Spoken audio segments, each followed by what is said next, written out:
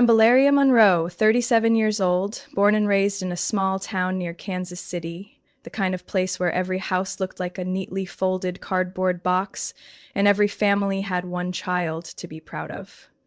I wasn't that child. I was the middle of three.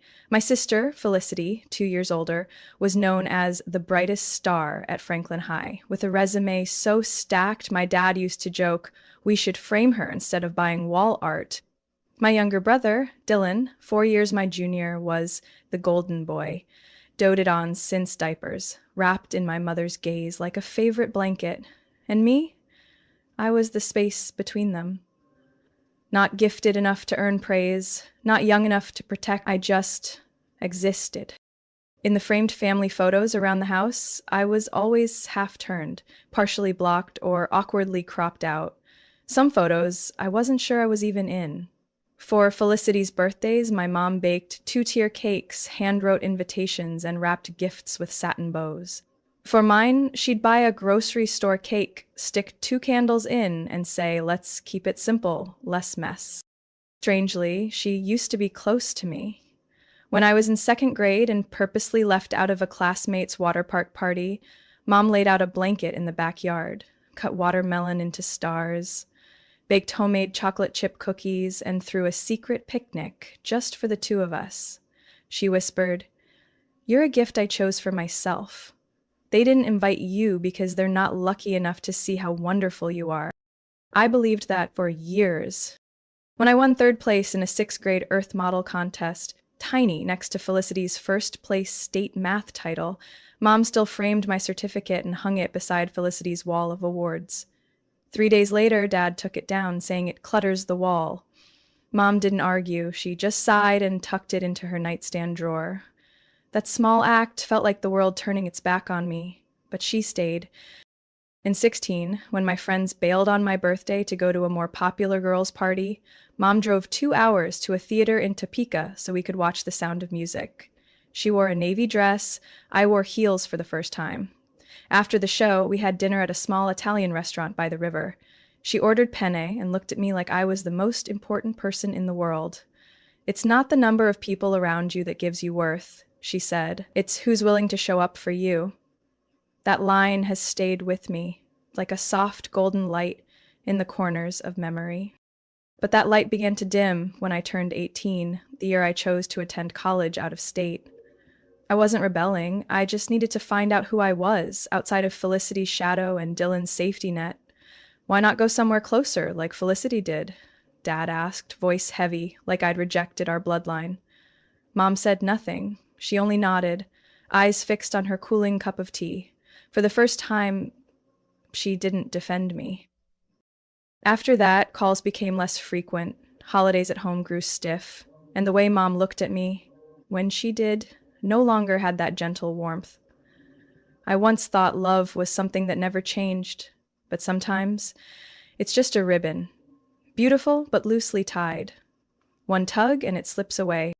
I left Kansas at 18 with 2 suitcases and a full-ride scholarship in software engineering from the University of California, Irvine. The moment I boarded that first-ever flight, I made myself a promise. No matter how many hours I'd have to work, I would never return to being the shadow in my own family. 8 years later, I became the CEO of a startup called Alloy Code, headquartered in San Diego with over 150 employees. The AI project my team developed had just been licensed by a major corporation for a 7-figure deal. I wasn't a genius. I had just worked 20-hour days for 3 straight years, eaten so many instant noodles that I still gag thinking about them. But I did it. I was no longer the invisible middle child. Here, people actually listened when I spoke. Meanwhile, Felicity stayed in Kansas, took over my father's insurance office, lived 4 blocks from our childhood home, married her high school sweetheart, Marcus, and hosted weekend barbecues to build community. Her law degree was tucked away in a drawer, because taking care of family matters more. Dad always said with pride, Felicity's the ideal daughter, always thinks of others first. Dylan, on the other hand, changed majors 3 times in 2 years before dropping out altogether. He moved to Denver, sold cars, tried bartending, then worked as a delivery driver. Once, I offered to help him earn a tech certification for free, and he waved it off, saying, "You've made it. Leave some room for us normal folks." I still don't know if that was sarcasm or resentment. During my occasional calls home, I'd tell mom about our upcoming venture capital meetings in Palo Alto, or the Vietnamese American intern who reminded me of myself a decade ago. She'd mumble, then change the topic to how Felicity was chosen to organize the school fundraiser, or how Dylan was so hardworking for taking night shifts to experience real life. I sent home carefully curated holiday gift baskets filled with local delicacies and souvenirs from business trips. Mom would text back briefly, "Thank you. Very nice." Felicity loved the scarf. I didn't need praise. But her silence, from the same woman who once saved my tiny science fair certificate, made me feel like a number on a spreadsheet. Useful, but unloved. 2 years ago, at a Thanksgiving dinner I had painstakingly arranged to attend, Felicity waited until dessert, lifted her wine glass, and smiled at me. "You know what Mom once said? That if you just slowed down a little, you might have had a family and given her grandkids by now." I smiled stiffly and put down my knife. Are kids for Mom's happiness or for you to feel superior? The room went dead silent. Mom squeezed my hand under the table, as if to comfort me, but said, "Your sister's just worried about you. You live so far away. Your job is so stressful. Do you ever feel tired?" I looked at her, wanting to scream. What about the nights I came home late and still called? The checks I sent, the gifts. Did anyone ever ask if I was tired? After that, our calls became less frequent. The few we had revolved around Felicity's new yoga class, Dylan finding his path, and the neighbors building a new garage. Me? No one asked about the $6.2 million deal I'd just closed. No one mentioned my Forbes feature on top women under 40 on the West Coast. Only one person still texted me every Monday morning. Aunt June, Mom's younger sister.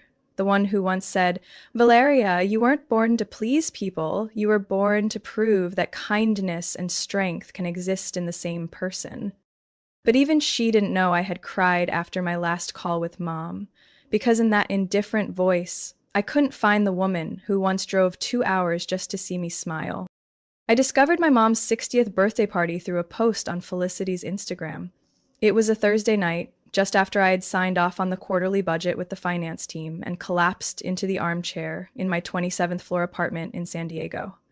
Scrolling through my phone, a ritual to unwind after long days, I froze at a photo. My mother, Camille. The venue sparkled with lights, packed with familiar faces, relatives, old neighbors, her college friends. Everyone was smiling, except me. I hadn't even been invited. It might have been just a minor sting if it weren't my mother, the same woman who hand-wrote my third-grade birthday invitations, now throwing a grand celebration without so much as a text. I long pressed the photo and zoomed in on the tagged names. I wasn't there. No sign that I had ever existed in that party's plan.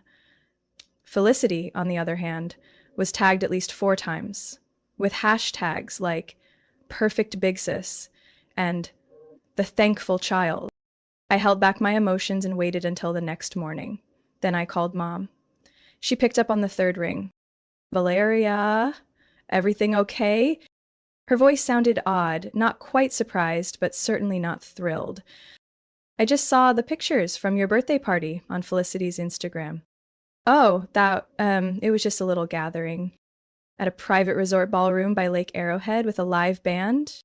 She went silent. I heard soft footsteps, then the click of a door, probably walking into a quieter room. Then she spoke, slowly. "Felicity said you were very busy with those international projects. She said she messaged you, but you didn't reply. She thought you didn't want to come." My stomach dropped, like I had just slipped off a rotted railing. "I never got a message, and yes, I am busy, but do you really think I wouldn't come for your 60th? You didn't want me there, did you?" Her voice wavered. "That's not true. I just didn't want to pressure you. Felicity said you needed rest." I didn't want to impose. I clenched my teeth. I knew Felicity too well. All her "I thought for you" gestures were always dressed in calculation.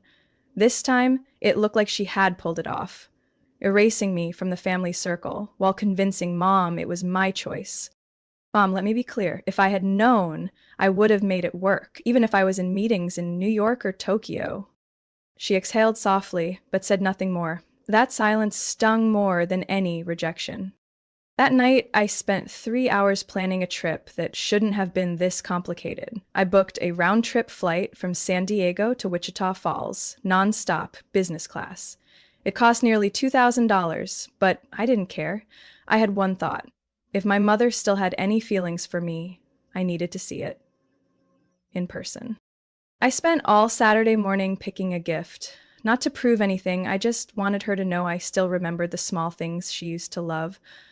I chose a handcrafted silk scarf from Italy in olive green with burnt orange patterns, just like the dress she used to wear every Easter.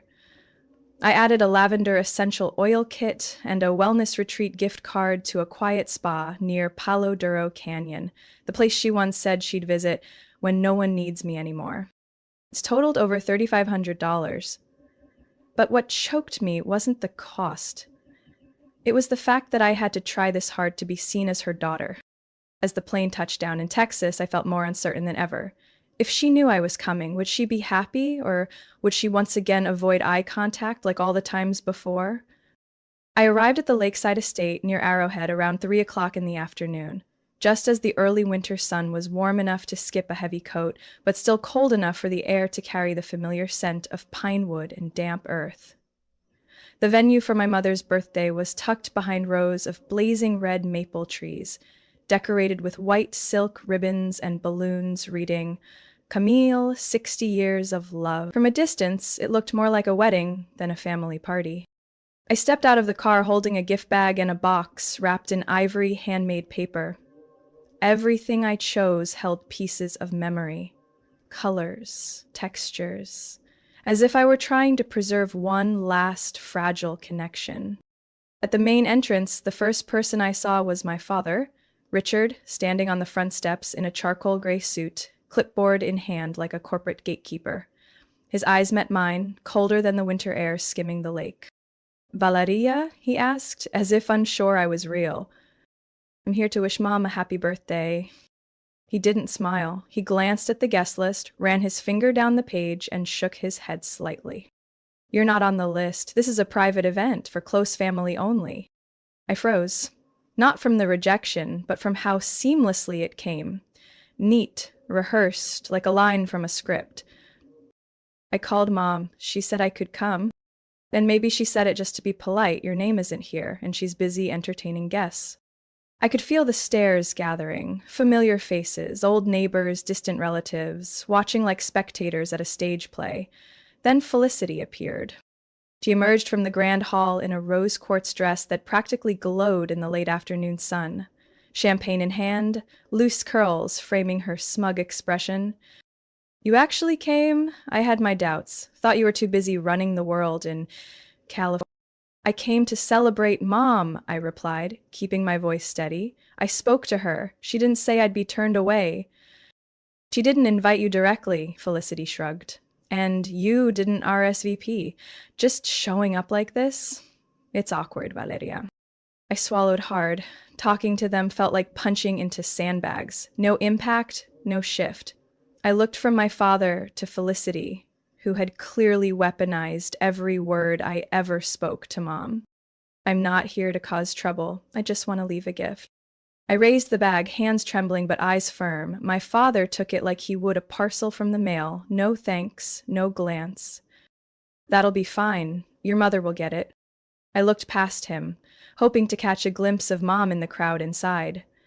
But she wasn't there. I didn't know if she was truly occupied or had chosen to stay behind the curtain of silence. A guest brushed past, murmuring something to their companion.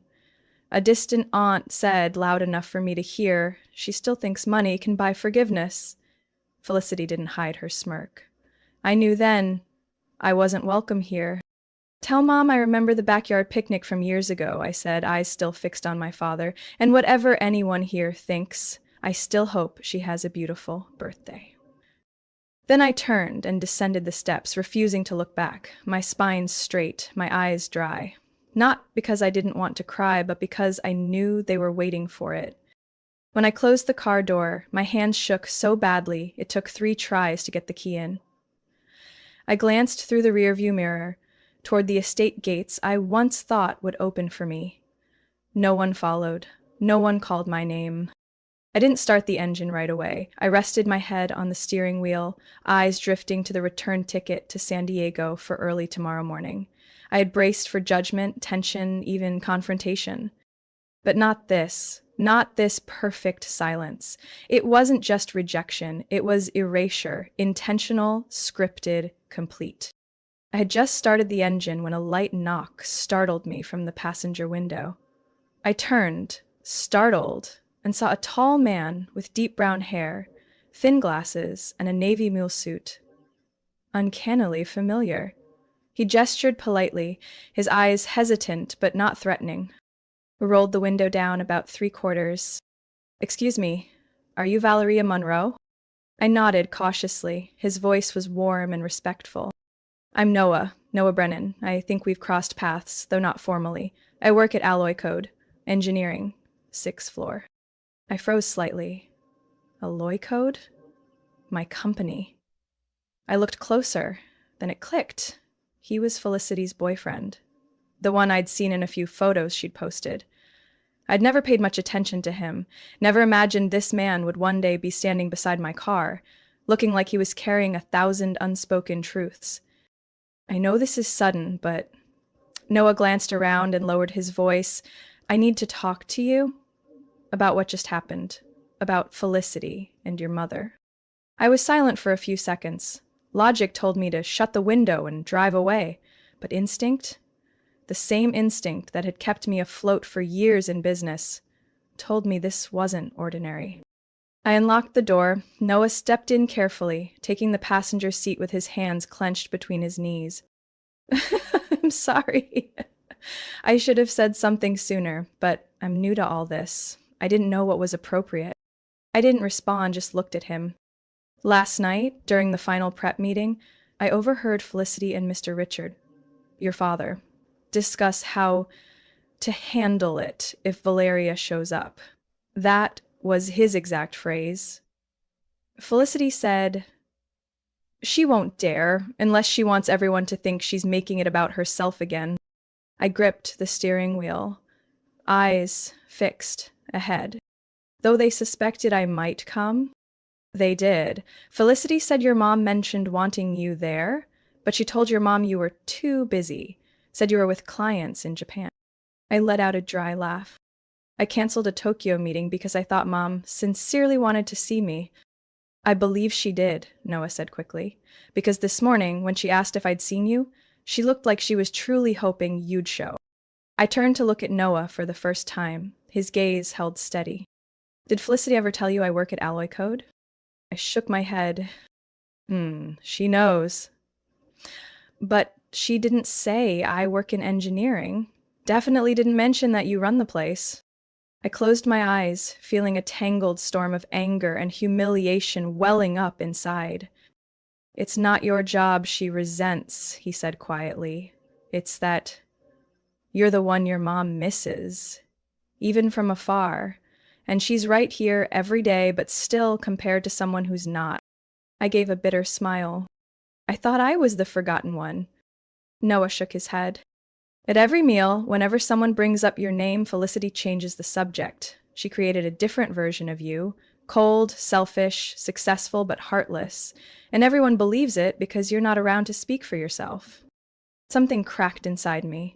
Not fury, but that aching grief of realizing you've been erased from your own family's story by someone you once trusted. "Why are you telling me this?" I asked. Noah bowed his head, hands still clenched. "Because what they did today, it wasn't right. And I don't want to be part of it." Silence settled over the car like a thick fog. I didn't know what to say.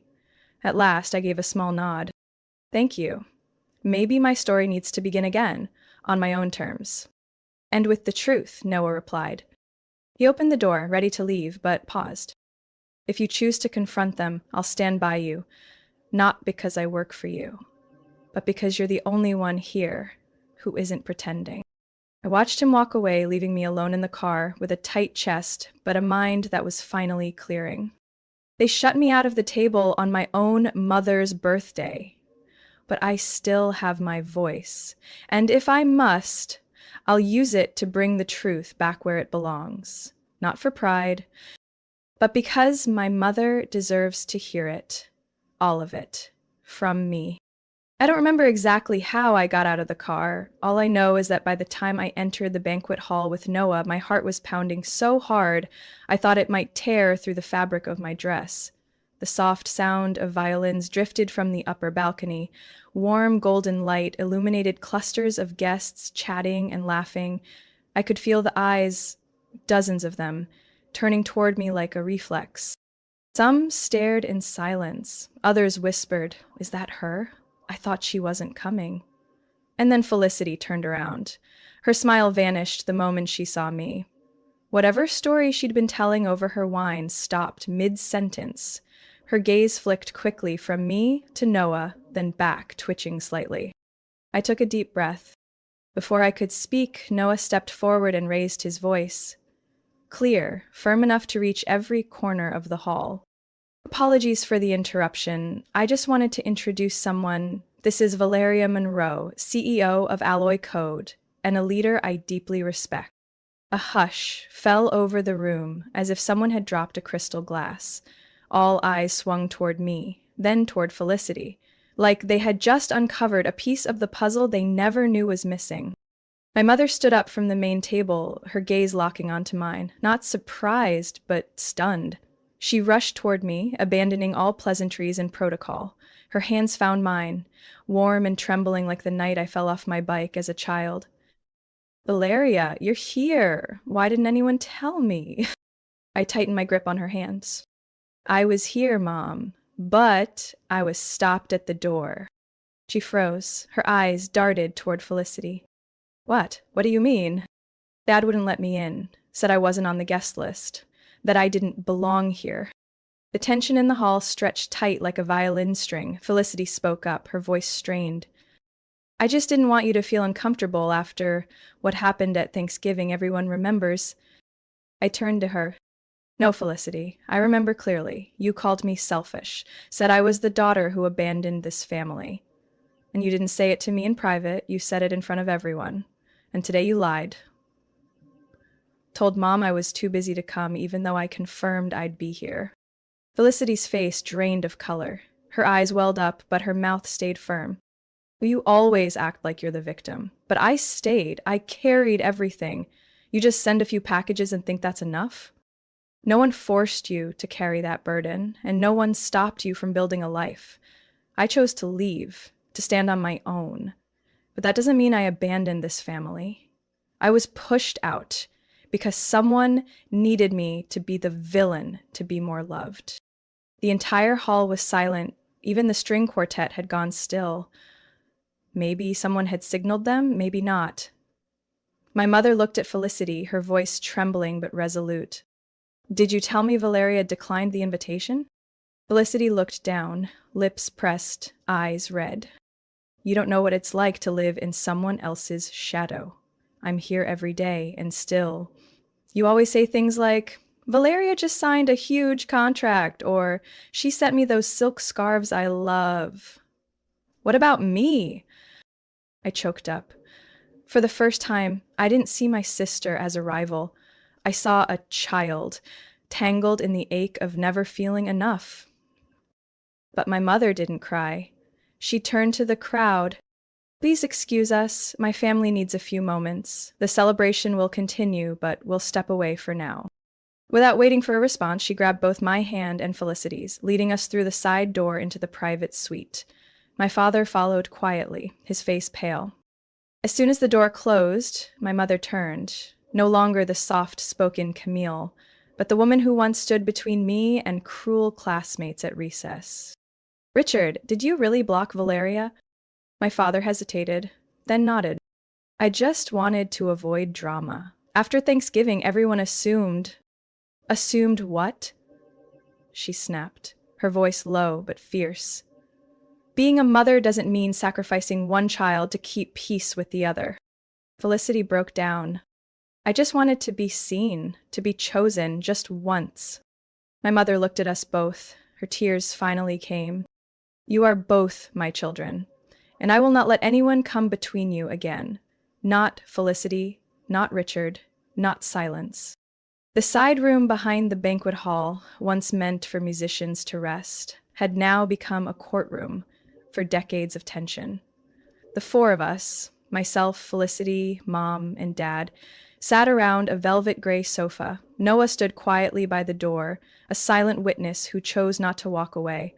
It felt like my entire childhood was being put on trial. Mom spoke first, her voice cutting through the tight silence. Valeria, I'm sorry for not calling you back myself when you said you were coming, for letting others do what I should have done. I nodded, my eyes fixed on Felicity, her hands clenched so tight they'd turned pale. I'm not upset because you didn't send an invitation, I said, my voice steady. I'm upset because it was always assumed I wouldn't come, and then that assumption was used to justify locking me out. Because I said so, I turned to Felicity. You told everyone I chose work over family, that I was too busy to care, but the truth is, I chose a life where I didn't have to dim myself down. That's it. She didn't snap back. Instead, she swallowed hard and admitted, You think I don't know what it feels like to be compared? All through childhood, Mom kept bringing up that programming award you won in 11th grade like it was an Olympic medal. I had to work twice as hard to get 3 A's, and still Mom would say, Why can't you be more like Valeria? She never complains. You were the exceptional one. I was just average. And yes, I was jealous. Her voice cracked. For the first time, Felicity wasn't on the attack. But instead of saying that, you lied, I replied. You kept Mom's diagnosis from me. You suggested not to bother me.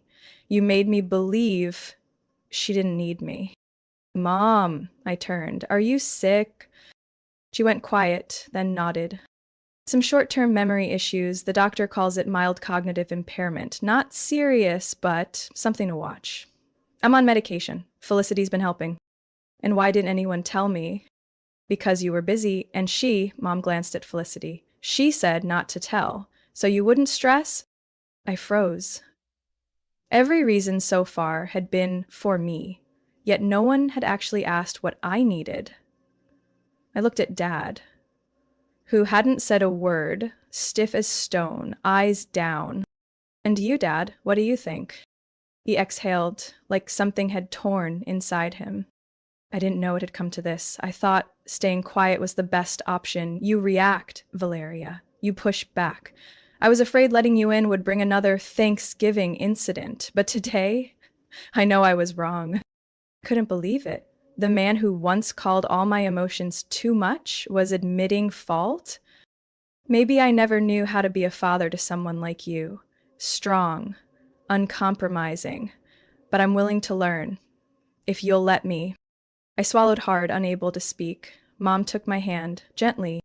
From now on, if I need you, I'll call you. Myself. No more intermediaries. I was wrong to let others speak for me. The room fell into silence. Felicity bowed her head. Her voice was no longer sharp. I'm sorry. I didn't mean to push you away. I was just scared of losing the one place where I still mattered. But I was wrong, deeply wrong. Noah stepped forward, finally speaking. I know I don't have much of a say here, but I showed up today because I believe truth deserves to be heard, whether it comes from an employee or a boyfriend. I chose to stand by what's right, even if it costs me this relationship. Felicity looked at him. There was pain in her eyes, but also gratitude, and perhaps regret. I stood up, faced my family. We really want to heal, then let's stop letting others speak on our behalf. We're grown-ups. We can own our words.